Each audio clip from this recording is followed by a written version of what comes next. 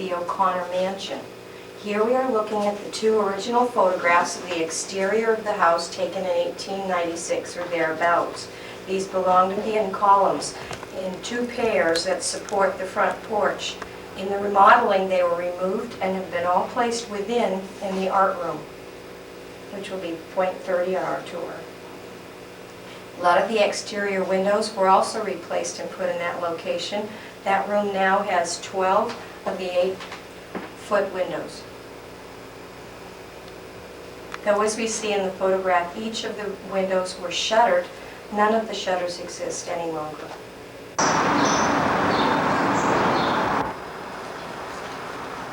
These are two etched glass panes. The mates in these inner set of doors represent with a Grecian key pattern a classical style for the architect. We're looking at a pair, Eurydice and Orpheus. She represents spring. In this right-hand panel, she has flowers in her right hand and a cornucopia in her left. And he, her husband, is Orpheus. The wind. And we see the sunflower. And we don't see his lyre, but he's supposed to have wooed Pluto and Proserpine such that he made an attempt to save his wife from her capture, which was in Hades. Thus we have spring only the quarter of a year. One of our pairs of double carved doors. We have two sets here in the foyer. All of the beautiful burl, the rosettes, the inset veneer, the brushwork in the archway. We have spoon carving at the wainscot height. And we have our beautiful lincrusta throughout our foyer.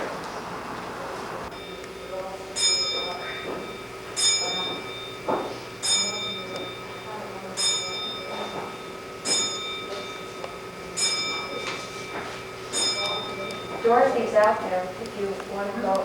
Dorothy's out there, but I don't think she. This is an 1894 Charles L. Hinckley.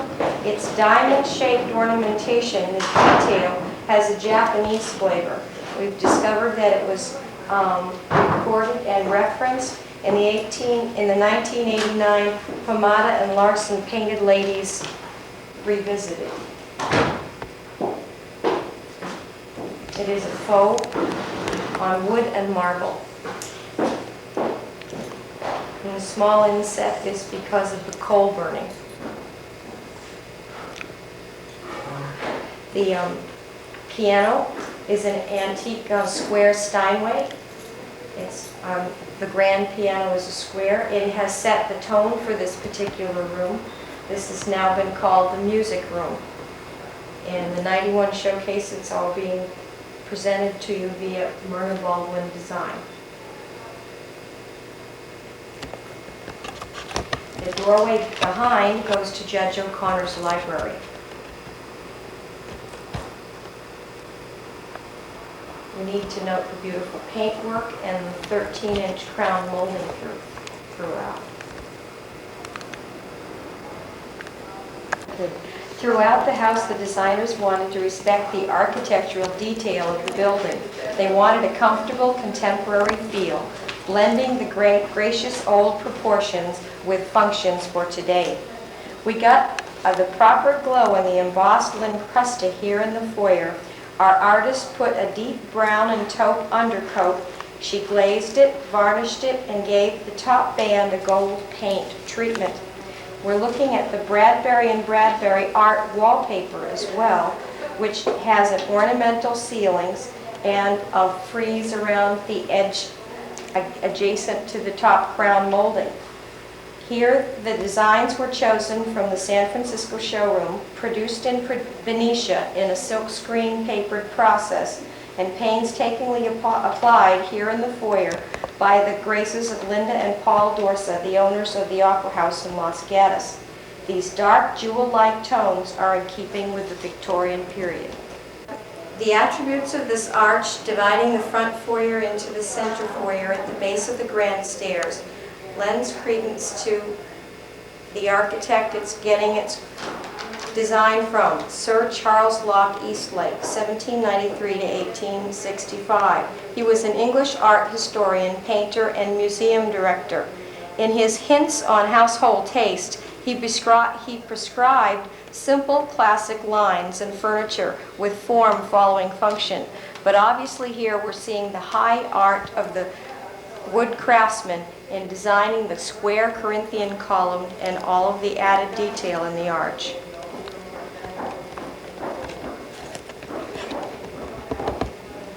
In 1884, California Architect and Builders News held a nationwide contest for design for new residences, and of the several hundred entries, the 4 winners had towers, gabled roofs, frieze bands, and garlands of plaster. And we're seeing within this hallway many of these same trades. These latter Victorians were alive with inconsistencies, and we're seeing all the detailing between the banister that has no nails, all glued and pieced together, and the artistry in this arch, and the doorways and woodwork in this hall. This particular treatment to have full pane of glass within a room and then in a smaller interior space is showing the architect's versatility in carrying natural light within in a skylight fashion, but here going from one room to the next. Over time, the back segment of this glass pane has been painted by the school. But initially, we believe on its trolley track here within its pocket door, it would have been able to close for sound but allow light to go into the interior sitting room.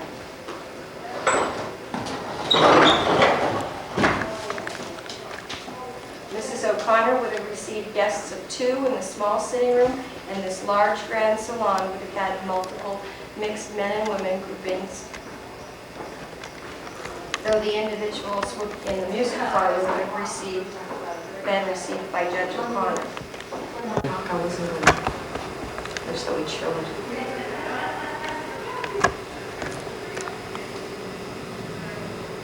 I can open it and we'll go through to the kitchen and then we'll show the fireplace. The fireplace took some 200 man-hours to restore. All of the wood and its turnings have been all cleaned up and presented here to us within the eating area of Miles and Amanda O'Connor's home. The tile is all original. We believe it roots from Scotland. The figure in the green tile over the hearth is a Scottish bard, potentially. The beveled window and the green original tile show the artistry that complement the beautiful wood turning. This was purchased by the O'Connors in one of their trips and sent here to be placed within the house. They made some 14 trips to Europe once he retired. And the ceiling is not quite centered, as we discovered they needed, being so heavy, to be attached to a stud. And they begin at regular intervals from one side of the building going across to the other, so there doesn't always end up being one in the very center of the ceiling. Here they were supporting original gas fixtures, and the little adapter is showing us that it has been electrified. This is the cover of the Showcase 91 program featuring the fireplace in this kitchen. These natural built-ins have all been restored and the original brass cleaned up, coming from the services of design and building, and all the color coordinating and called out by Bobby Winslow, the designer. In the corner we see the 2 doors that go to the home's original kitchens. The door on the right was the cooking kitchen. The door on the left accessed the baking kitchen and the scullery kitchen, which are now the high school's photography labs. These original built-ins and this little area just in front represent the baking function of the room. It's been titled the Heart of the Home here in our showcase. The top has been replaced by a marble surface, which lends very well to all the keeping cool for all the baking functions. Maybe I can stick this in the front hall closet.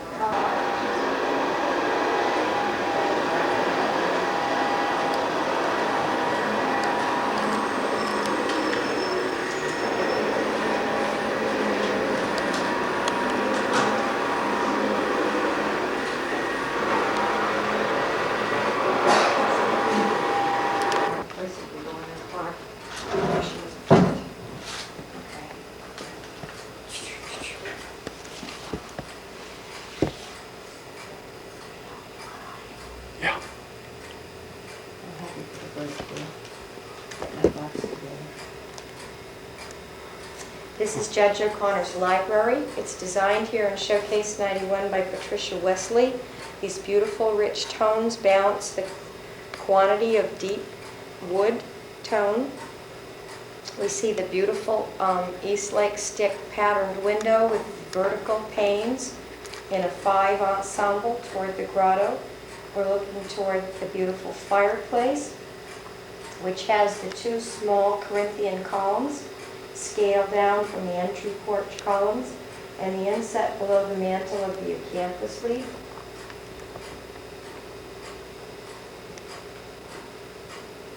This is the Victorian family room and feeling presented to the public through the tour for the symphony. Compacted door in the house and shows the beautiful artistry of the craftsmen of the Victorian period with the rosettes at the top corners of the crown, the spoon carving at the chair rail, the burl and the graining. Perhaps because this door was not used as often, referring to the majority of the use via the hallway, this connection door between Judge O'Connor's library and the music parlor is the one left in the best condition. Hall on the first floor, now going toward the exit. This cross hall is also done by the Opera House. The beautiful wood floor, the Bradbury ceiling, what had been the coat closet and the Mirasu vineyard guest niche, and the powder room, which has been converted to a historical reference for Mrs. O'Connor. We're looking at an exterior wood-carved door. Coming up, the Lincrusta, where we found it here unpainted in its leatherized treatment, described earlier, and the tile of the original exit. The original columns from the front porch that has been relocated within what we believe to be the room that began as a portico and now houses all the windows removed from the front turrets and the pillars, the Corinthian columns from the front porch. This exterior set of windows, both from the family room and the master bedroom, represent one of the original unchanged walls from the home, only being covered with stucco with a lot of the detailing removed, where others have been enclosed within or flattened completely. Here we are looking at the grotto, which is the south side of the house adjacent or parallel to Reed Street. All of the plantings here put in by hand by the auxiliary, and the tree trimming by Able Tree, and Glenn Wildman providing the larger plantscape, and the furniture by Los Gatos. Created by the molded pieces that in fact are not attached with nails. We're looking at one of the pieces replaced, and the molding was cut and then made to fit and will be attached with glue. This one we left so that you would be able to see how the vertical pieces meet the trough within the stairway. But they had no children, so it makes sense. So they had no children if all those other two. And that's really a suite. See, there was a second floor, seeing the beautiful vertical balustrade meeting the square turns in the stairway. Noting most Victorians have curved wood stairways and banisters, we're looking at a very angular, different set of chiseled balustrades versus those made by a spindle, lathe. Here we're looking at the 2 beautiful arches and their ornate brackets. This area was done by Corinthian Corners, providing us with quality period antiques that would have given a feel of how it would have been designed. It was done by Century Interiors and Hope Garage. We are presenting the room with Eastern furniture, presenting it in a theme and style it could have been possible and function for the O'Connors. We're noting again the original lights were gas, and some of the jets can be seen on the wall. And The window treatment in the bay has been inset within the window frame, so all the rosettes show. And the pretty lace curtains allow us the view out, hinting at what they might have seen at the Los Gatos Mountain and Santa Cruz foothill level in a distance. A little half bath used by the O'Connors housed several surprises for us. We have the, one of the original gas supports for a light fixture within the powder area. We noticed the vanity and its splash are original marble, and the basin is porcelain with faux grade lines to look like closure for the sink bowl. And the left, what we expected to be nothing more than a soap dish, was hooked up to the gas line and provided us a hint that it went to Judge O'Connor's use because it was for heating shaving cream. The vanity has been redone, and the flooring has been replaced with a new marble floor to match. This is the ballroom for the O'Connors. It became adapted during its lifetime for the convent and the orphanage into a chapel. And what were the Victorian four sets of windows that we see are now replaced by the stained glass ones. The curtained area houses behind the altar, and both of the niches would have been doorways into bathrooms during the entertainment period of the O'Connors. We notice a simple, less ornate crown molding and chair rail, mostly because this room would have housed the artworks collected from trips to Europe by Mr. and Mrs. O'Connor. This room is decorated and presented in the showcase by decorating den designer Alberta Jones from Mountain View. We've had the wood floor refinished with her spunding. All the painting treatment. She refinished several pieces in the Notre Dame collection in upholstery, and the beautiful designer rug complement the hues in the original stained glass windows of purple, green, and gold. Beveled swinging doors of the entrance to the ballroom have been removed, and a beveled glass has replaced the transom window over the door. And we're looking at antique pieces here on loan for the function of the ballroom from Alberta Jones. We're looking at the cross hall, number 15. It's the art is photography by Paul Tumison. We're looking at the detailing and the brackets, all mortar here in the arch, leaving the ballroom, going toward the guest bedroom suite.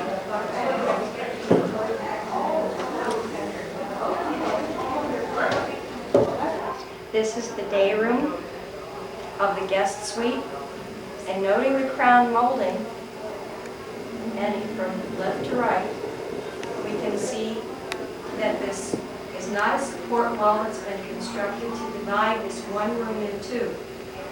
The fireplace would have been the heating source for the day room and the guest room suite.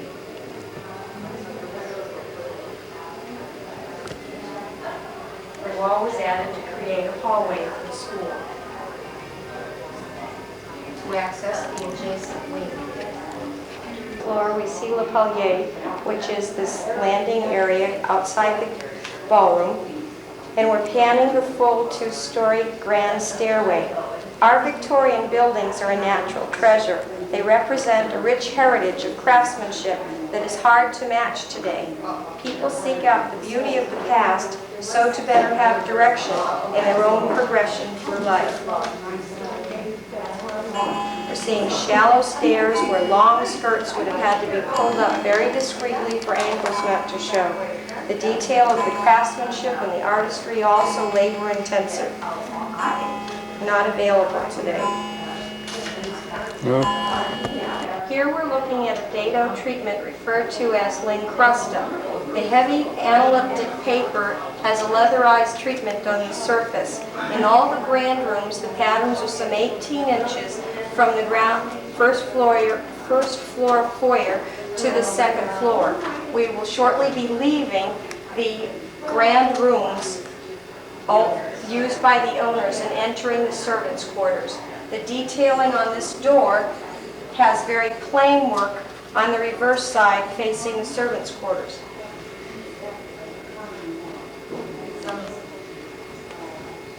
Second room of the guest suite, it is the bedroom. It's been done by J.C. Penney Design Center of Mountain View and Marcella Henderson, an alum of Notre Dame.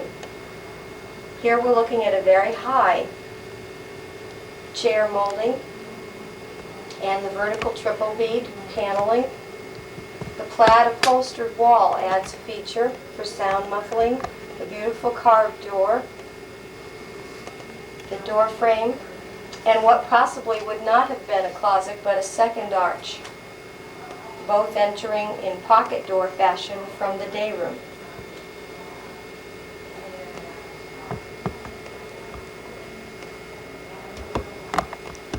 We're now within the servants' hall.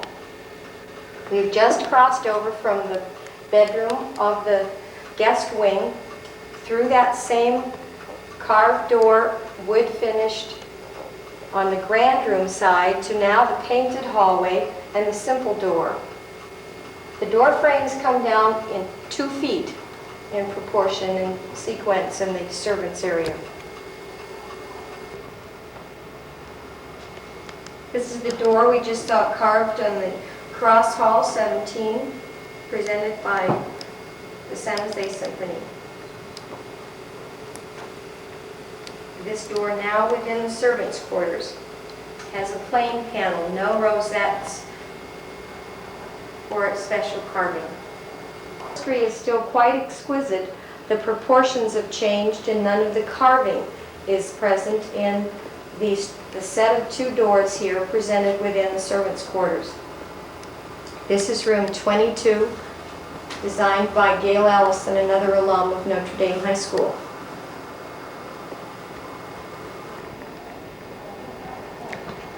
I think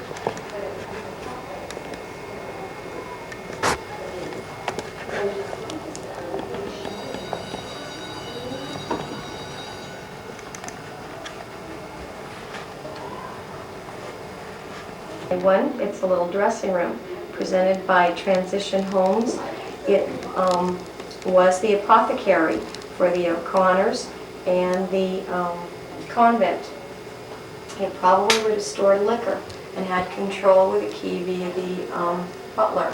The original window and the little storage door within the wall would have been a cooler, potentially even housing liquor. The full interior closet was not ever electrified. Its hole in the ceiling represents its original gas light fixture, and we're guessing between linen storage for the full house and or wardrobe for the O'Connors, because it was adjacent to the Butler's area and their master bath. The mitered woodwork in the ceiling and the triple beading throughout hint at the artistry of a past age. The hue of the wood shows it's never been bleached, like much of the natural wood we find in the back hallway. My shoulder? Yes. Okay. This door now helps us to orient. This is the other side of the door through the master bedroom. Here we would have entered into our recreation of the master bath. This window is painted over and included within an addition for the residence for the nuns. So that painted window would have, prior to that happening, would have allowed natural light to the little powder room adjacent to us, where we found the brass soap dish that was connected to the gas line for Judge O'Connor. This would all have changed in function. This bathtub would have been closer to the door frame and not in front of the window. But as the school converted all of this to a hallway, this now is our recreation. In 24, it was designed by Gabrielle Runegas Designs, and it is the original Butler's residence.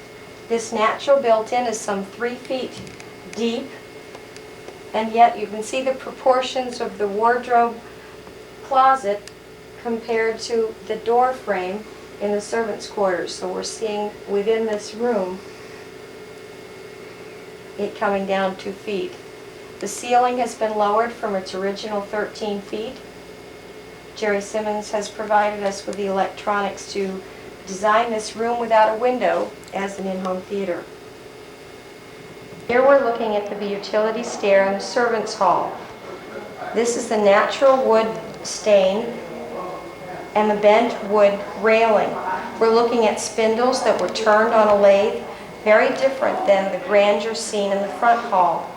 Yet the artistry here is far more typical of the Victorian period. The chair rail and triple beam below are natural, going up to the 3rd floor. This would have housed, during the O'Connor's time, the late women servants, the men servants residing over the livery carriage house. During the period of the convent and the orphanage, the novices and students and young girls would have lived upstairs.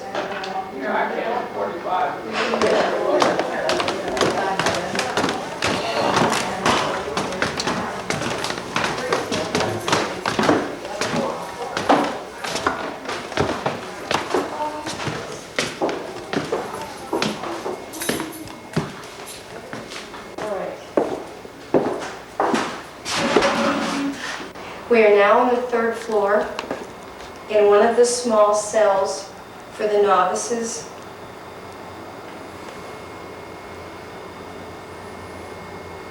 This is one of the washing stations within the complex. There's 6 or 8 tubs that had been in this area. Here at final week of showcase in May 1991, we're featuring as a postscript the view from the 3rd floor roof, looking at the east foothills and slowly panning to the south, where we can see the Los Gatos Hills.